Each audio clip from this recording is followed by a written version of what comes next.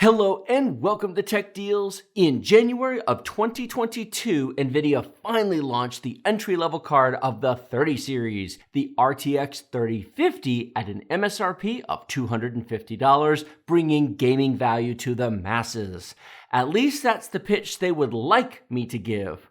However, the reality of the situation is more complex. Today, we're going to take a closer look at the RTX 3050, cover its pros and cons, and talk about its value.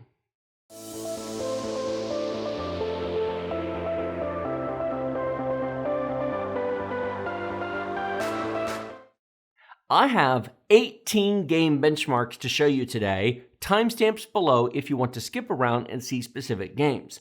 However, I hope you can take the time to watch this entire video because it goes into more detail than a benchmark chart on the value of this GPU.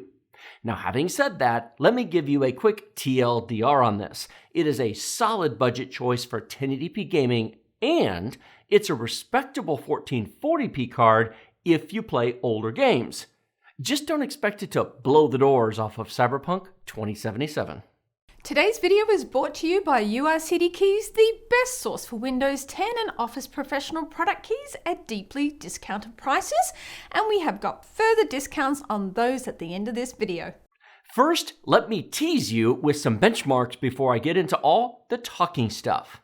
This is Shadow of the Tomb Raider at high detail. Not a brand new game, but still a AAA detailed game that needs decent performance to run. Notice the VRAM use is at 4.8 gigabyte. Good thing we have 8 gigabytes here. We're getting a solid 60 plus frames per second with a 1% load just a bit below that. However, this would be completely playable. Fornite is an interesting game choice because it's able to run on such a wide range of hardware. It has become much more demanding in recent years with RTX technology added along with more game modes and updates.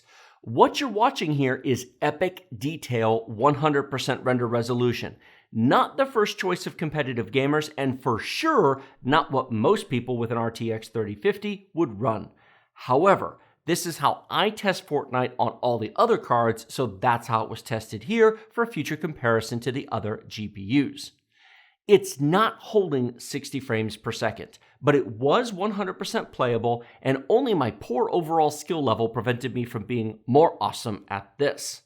This will honestly easily get into 100 plus frames per second if you lower the details, put it in performance mode, and lower the render resolution a bit. Next, we have World of Tanks, the 2.0 Encore benchmark running at ultra detail. The choices are medium and ultra, so I test all of them at ultra as this game isn't too hard to run anymore. As you can see, we're well over 100 frames per second at times, only dropping towards 60 during explosions and heavy action. Now, of course, if you're a competitive player, you'd lower the detail and you'd get all the frames. Cyberpunk 2077, of course, isn't meant to run on this card. However, I tested it anyway because why not? Here you can see the game running at high detail, no ray tracing, no DLSS was used, and the frame rate is, shall we say, less than ideal. It is barely holding over 30 frames per second. However, as this plays, I want you to keep an eye on the frame time graph in the upper left-hand corner of the screen. Notice that it's remarkably smooth for such a demanding game. Now, to be fair, having a lot of high-performance CPU cores helps. It doesn't need 10 cores at this low of a frame rate. However, there are a few times where the usage kicks up to 50%, which is all 10 cores minus the hyperthreading, and it does remove most of the microstutters. Those are 4 games that reflect different areas of the PC gaming space. An older AAA game, a newer AAA game, and 2 free-to-play games that focus on different markets. The performance is pretty good, Cyberpunk aside, for an entry-level card. Let me throw one more wrinkle into the mix. None of those benchmarks you just saw were at 1080p. What you just saw was 1440p. All were running at native render resolution, no DLSS, no FSR, no boosts were used. With the exception of brand new AAA games, this card is remarkably able to keep up with free-to-play games and older AAA games at 1440p, so that's impressive. We'll get to some more game benchmarks in just a minute, but first, I think it's very important to put the date of this video into context. I'm recording this in June of 2022, 5 months after this card launched at retail. The first thought you might have is, why is this so late and why should we care now? That's a great question. Glad you asked. When this launched, the great GPU shortage of 2021 was still ongoing, and you couldn't find these for much below double MSRP, which largely rendered any value discussion completely pointless. Further, the step-up card, the RTX 3060, was easily going for double of its MSRP, making any GPU advice hard to offer. Thankfully, prices have dramatically come down in the past month, and it is now possible to find these cards for close to their promised launch price. This finally makes testing it worthwhile. The specs on this card are rather interesting. The 3050 is not a purpose-built GPU. Rather, it's made from harvested 3060 chips with CUDA cores disabled. Now, that's not a bad thing. It's done all the time across CPUs and GPUs. However, it does help explain why the price is so close to the 3060. The RTX 3060 has an MSRP of $330. It comes with 12 gigabytes of VRAM, and it has 3,584 CUDA cores. The RTX 3050 has an MSRP of $250. It comes with 8 gigabytes of VRAM, and it has 2,560 CUDA cores.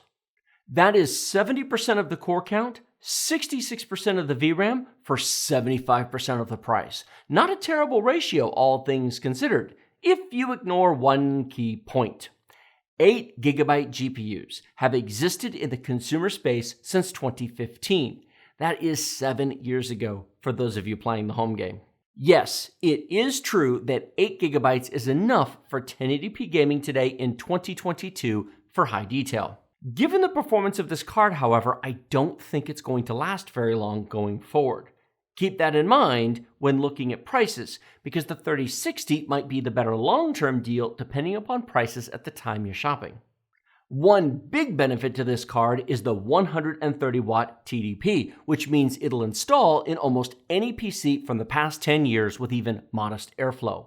All of these cards will require either a 6-pin or an 8-pin PCI Express power cable. However, any modest 400-watt power supply that has one would do just fine for this, making a solid upgrade option for smaller cases or older PCs.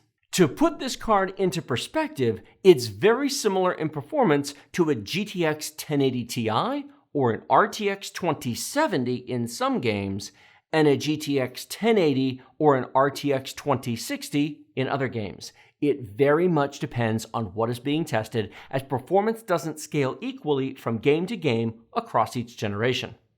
To put this into perspective, the 3050 averaged 67 frames per second with a 54 1% low, and the 3060 averaged 93 frames per second with a 74 1% low. The 3060 has a higher 1% low than the 3050 has an average frame rate. Keep that in mind when you're shopping for GPUs. It's worth noting that the competition from AMD here is the RX 6600, not the 6500 XT. The 6500 XT has 4 gigabytes of VRAM, and it is slower than the 3050. A 4 gigabyte GPU honestly has no real place in 2022 for anything but the most basic of tasks. Let me know in the comments if you'd like to see a comparison between the 3050 and the 6600, or if you'd prefer a comparison between the 3050 and the 3060. Finally, it is true that the RTX 40 series and AMD 7000 series are both due to launch in a few months. However, that will be the super high-end cards such as a 4090 and a 4080. It may very well be 18 months from now before we see an RTX 4050, so keep that in mind if you're in the market for a budget GPU. I have 14 more game benchmarks to show you for a total of 18 games tested today. The next 4 games are also tested at 1440p, and the final 10 games were tested at both 1080p and 1440p. I'll show you the footage of 1080p and the numbers for both. Call of Duty Modern Warfare is tested here in live gameplay on Team Deathmatch. This is not a replay file, a key point that I think is important for total system testing. This ensures that the system was actually loaded up on a live server and real-time gameplay was experienced. It really was quite smooth. Just a shame that my personal Call of Duty skills aren't as good as the frame rate was. Dirt 5 is a good-looking game that runs nicely at 1440p on the 3050. The frame pacing is smooth as butter, and honestly, an i5-12400 and the RTX 3050 would be a really nice combo here. Run it at 1080p if you want 100 frames per second. Gears 5 is another game that runs nicely at 1440p at 60 frames per second. There are many such games that were released in the 2016 to 2022 timeframe that will run just like this. Again, drop the resolution to 1080p if you want higher overall frame rates. Red Dead Redemption 2 is a modern AAA game that doesn't hold 60 frames per second on this card, nor should you expect such games to do so at 1440p. Now, this will do 60 frames per second at 1080p, which is where it is happiest. Having said that, for games like Red Dead Redemption 2, Cyberpunk 2077, and so on, the 3060 makes way more sense, even at 1080p. Before we jump to the last 10 games tested at both 1080p and 1440p, I want to share my thoughts on who this card is for, who should buy it, and why. If you are upgrading an older PC that has limited CPU performance, this may be for you. An existing GTX 1050 or RX 460 owner would find this to be a massive upgrade. A GTX 970 or R9 380X owner would likewise find this to be an impressive experience.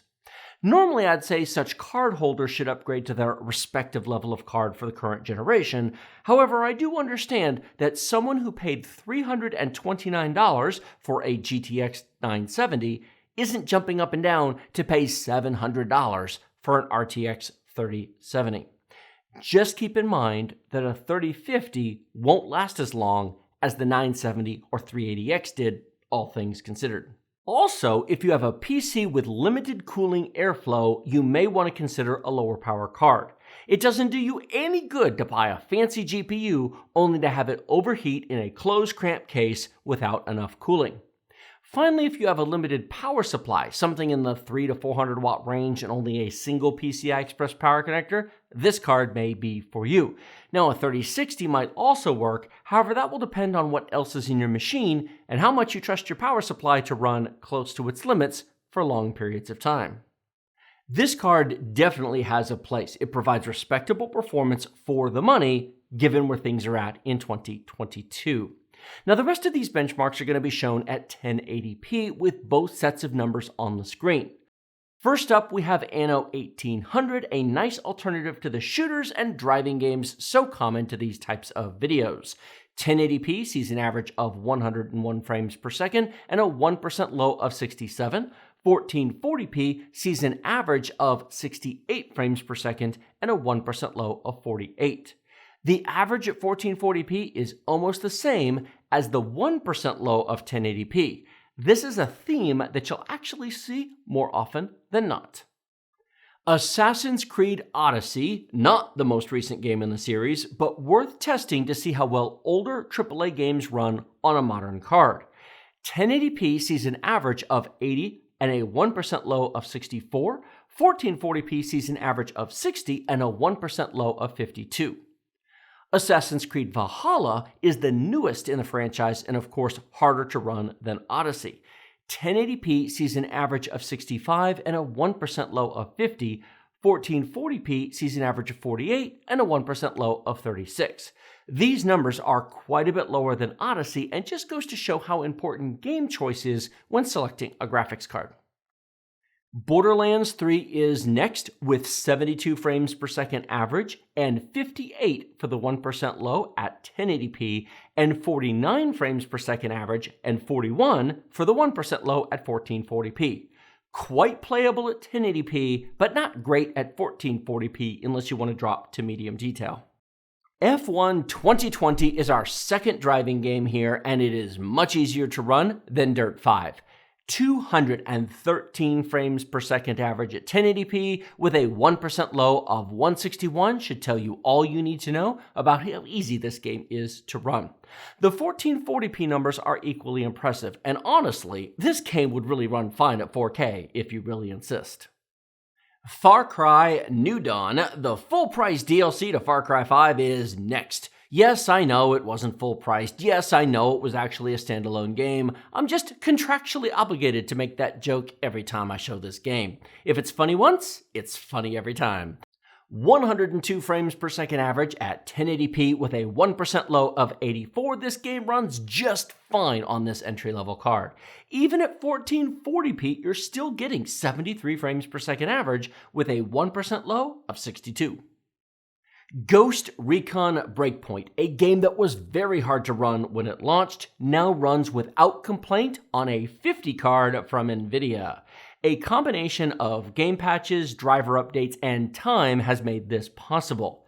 I remember struggling to run this smoothly on my GTX 1080 Ti at launch, and now we have 113 frames per second average at 1080p and 84 frames per second average at 1440p. Now that's not totally fair, of course, because I was playing at 4K on my GTX 1080 Ti, but who's counting? This is actually the game that pushed me down to 1440p, as 4K is very hard to keep up with on new game releases. Horizon Zero Dawn, the absurdly hard to run port of a PS4 game that should be super easy to run, but often isn't. It still manages a respectable 84 frames per second average at 1080p and 58 frames per second average at 1440p. This game also has probably received some optimizations and driver improvements since launch, as this used to be harder to run than this. The Division 2, one of my favorite games of the past few years, is really well optimized to run on a wide range of hardware. Give it premium hardware and you can get into some impressive Dark Zone multiplayer combat, or you can play the single-player game at 102 frames per second at 1080p or 66 frames per second at 1440p. Finally, that brings us to Watch Dogs Legion, a game that came out close to Cyberpunk 2077, yet it never seemed to catch the attention of the public in quite the same way, for better or worse. Perhaps the game devs should have hired Tom Cruise to counter Keanu Reeves' star power. Regardless, we have an average of 77 frames per second and a 1% low of 63 at 1080p, and an average of 56 and a 1% low of 46 at 1440p. Completely the wrong card to play this game at 1440p, but not bad overall at 1080p if you're okay with slowdown in busy areas. Overall, what rating would I give this graphics card? A solid 5 out of 5 stars if the price were $200. A 4 out of 5 star rating at the MSRP of $250, and a 3-star rating if the actual street price is more than $300. Keep in mind that prices vary over time, and it's worth checking out the 3060 to see how much more that card costs at the time you're watching this video. Under a $100 difference, go grab the 3060. The extra VRAM and the extra performance, it totally makes sense. Over $100 difference between the cards, perhaps the 3050 makes sense for your use case. URCity Keys is the best source for genuine Windows and Office Professional product keys that work the first time, every time. Get 20% off their already amazing prices using our code TD20 and the link in the video description below. $15 gets you a Windows Professional OEM key that is a real product key and activates directly with Microsoft. Or get a full copy of Office 2019 Professional Plus for $50 that redeems at setup.office.com using your Microsoft account. Or why not both? And the nice thing, use them forever as they link directly to your Microsoft account and work through reinstalls. We have been using URCity Keys for over 3 years now and highly recommend them. Thank you all so much for watching the video to the very end. 2 gold stars for all of you still here. like this video if you like it, share it with your friends if you love it. Remember to subscribe to the channel with the big huge red button directly below. Smash that bell notification icon to be notified when new videos come out. Consider joining the channel with the join button if you found this video helpful and informative. Leave a comment down below, you know where the comment section is, and links to Amazon, Newegg, and eBay are down in the video description below. I will link to the 3050, to the 3060, I will link to the 6600 and the 6600 XT, because those are sort of all the cards worth considering. I will not link to the 6500 XT because none of you should buy that card. With 4 gigs of VRAM, it really is kind of silly. Thank you all so much for watching this video. I will see all of you next time. Cyberpunk 2077, of course, isn't meant to run on this card. Of course. Cyberpunk 2077, of course, isn't meant to run on this card, of course. Well, that's a double preposition. I wrote this. I think you didn't proofread it. And this is longer than I thought it was. Zip it. 1, 2, 3, zip it. This is where you insert in the blooper section the Dr. Evil footage of when he goes zip it. You will zip it. Horizon Zero Dawn, the absurdly hard run to...